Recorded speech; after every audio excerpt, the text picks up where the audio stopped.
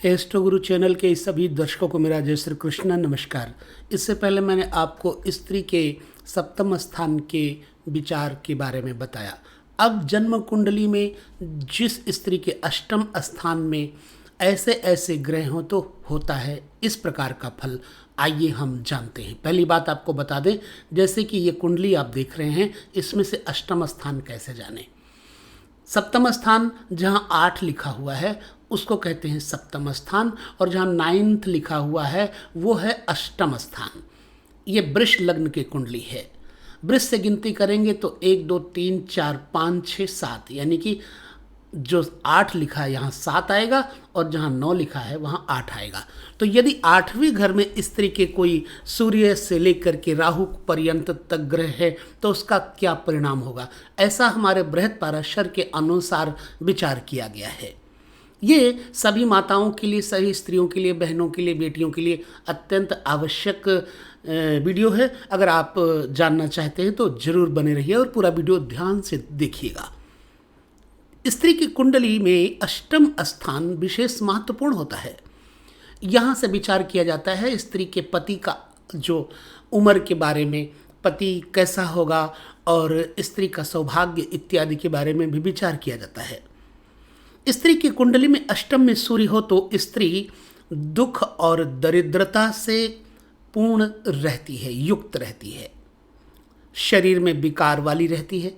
ऐसी स्त्री का शरीर अस्वस्थ रहता है तथा स्वभाव में खिन्नता बनी रहती है और गृहस्थ धर्म में असावधान रहती है।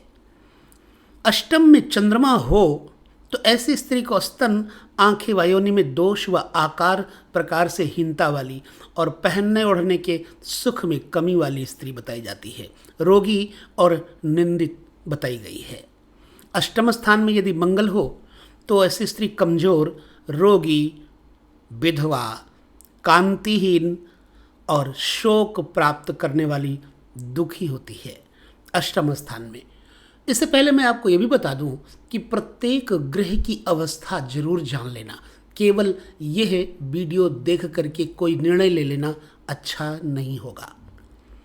और हाँ, मेरे जो कुछ अपने अनुभव हैं उसके अनुसार से ही ये जो विचार दिए जा रहे हैं अच्छा लगा। मैंने पढ़ा बृहत्पराशर में तो पाया बिल्कुल सटीक है। अष्टम स्थान में जिस स्त्री का बुध बैठा हो तो वो धर्महीन, यानी कि गृहस्थ धर्म से रहित होती है, भयभीत रहने वाली होती है, स्वाभिमान और धन से रहित, गुणहीन, और ऐसी स्त्री कलह प्रिय होती है। यदि बृहस्पति अष्टम स्थान में हो तो ऐसी स्त्री कम संतान वाली, विकृत आचरण वाली, यानी कि बुरे आचरण वाली, स्वभाव में अस्वाभाविक रूप से क्रोध, उद्दंडता इत्यादि, बड़े हाथ पैरों वाली और पति के द्वारा त्याग दी जाने वाली, तथा ऐसी स्त्री भोजन बहुत करती है, अधिक खाने वाली होती है। यदि अष्टम में शुक्र हो तो ऐसी स्त्री घमंडी और असावधान, धन से रहित, घर का कोई ध्यान नहीं करती, स्वभाव में निर्दयता रहती है और मलिन रहने वाली, यानी कि मैली कुचैली रहने वाली तथा कपटी होती है।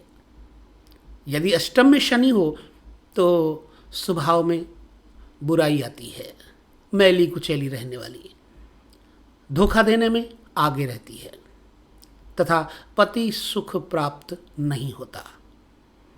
अष्टम भाव में यदि राहु बैठा हो तो देखने में कुरूप करता है राहु और पति का प्यार नहीं मिलता, स्वभाव में कठोरता बनी रहती है, रोगिणी और ऐसी स्त्री व्यभिचारिणी भी बताई जाती है।